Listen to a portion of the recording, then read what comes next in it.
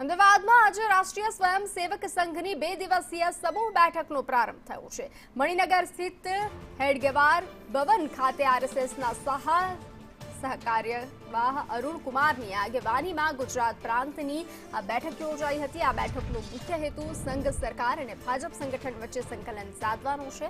આ બેઠકમાં વિવિધ ભગીની સંસ્થાઓ સાથે સરકારના વિભાગોને લગતા મુદ્દાઓ અંગે ચર્ચા તેમજ આગામી વર્ષે યોજાનારી ગુજરાત વિધાનસભાની ચૂંટણીને ધ્યાનમાં રાખી અને જમીન સ્થિતિ અંગે પણ મંથન કરવાની શક્યતા છે। ભાજપ પ્રદેશ પ્રમુખ જગદીશ વિશ્વકર્મા, સંગઠન મહામંત્રી રત્નાકર સહિત રાજ્ય સરકારના મંત્રીઓ, સંઘની વિવિધ ભગીની સંસ્થાઓના આગેવાનો, ભાજપના નેતાઓ હાજર રહ્યા છે। નાયબ મુખ્યમંત્રી હર્ષ સંઘવી સહિત સરકારના વિવિધ વિભાગોના મંત્રીઓ પણ 2 દિવસ દરમિયાન બેઠકમાં ઉપસ્થિત રહેશે। આજની બેઠકમાં આરોગ્ય, શ્રમ, કૃષિ અને સેવા ક્ષેત્ર સાથે જોડાયેલા સમૂહના આગેવાનો હાજર રહ્યા હતા। વૈચારિક અને શિક્ષણ સમૂહની બેઠક આજે બપોર બાદ મળશે તો આરએસએસના વિવિધ પેટા સંસ્થાઓના હોદ્દેદારો અને પ્રચારકો પણ બેઠકમાં ઉપસ્થિત રહ્યા છે। સંઘની ભગીની સંસ્થાઓ, ભાજપ સંગઠન અને સરકાર વચ્ચે સંકલન ઉપરાંત વિવિધ ક્ષેત્રોના પ્રશ્નો અને આગામી સમયની કામગીરી અંગે બેઠકમાં મંથન થઈ રહ્યું છે। 2027ની વિધાનસભા ચૂંટણી પહેલા અમદાવાદમાં આરએસએસની આ 2 દિવસીય સમન્વય બેઠકનું મહત્વપૂર્ણ માનવામાં આવી રહ્યું છે।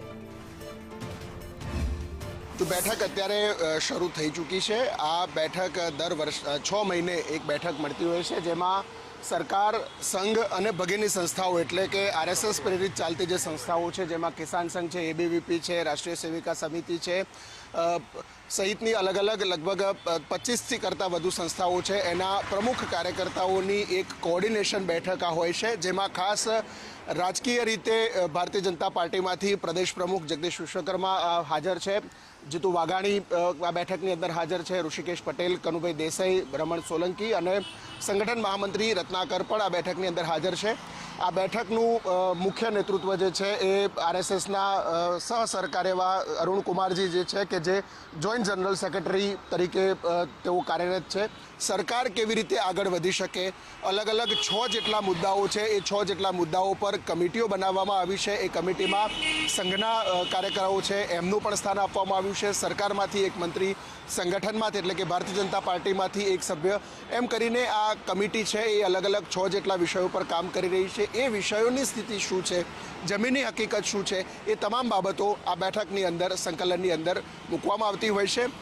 સંઘ તરફથી પણ સરકારને જે વિષયો હોય છે એ વિષયો પણ આ બેઠકમાં આપવામાં આવતા હોય છે અને એના આધારે કોઓર્ડિનેશન સરકાર, સંગઠન અને સંઘ અને ભગીની સંસ્થાઓ આ તમામ સંગઠનોનું સમન્વય એક પ્રકારે આ બેઠકની અંદર નિશ્ચિત થતું હોય છે અને આગામી 6 મહિનાની જે દોરી સંચાર છે એ પણ નિશ્ચિત થતો હોય છે।